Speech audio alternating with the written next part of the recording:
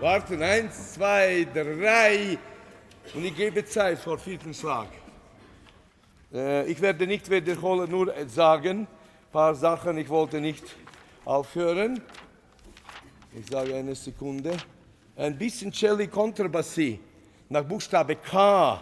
Wenn wir kommen zum vierten Takt, da, lyrische, ein bisschen, nicht zu laut bitte. Das war ein bisschen zu viel. Ich habe immer Gefühl, das erste, zweite und Bratsche nach L.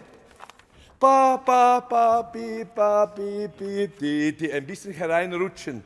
Da, pi, pa, pi, pa, pi, pa, pi. Bitte bleiben Sie das im Tempo. Die Wechselungen nicht zu spät, diese Synkopen nach gebundenen Noten. Zweite Posaune, Ihr Einsatz nach M ein bisschen mehr. Und ti, pa, pa, pam, nicht tatam, pa, pam, marcato aber lang, bitte, ja. Das war gut. Machen wir direkt nach Q, fünften Takt.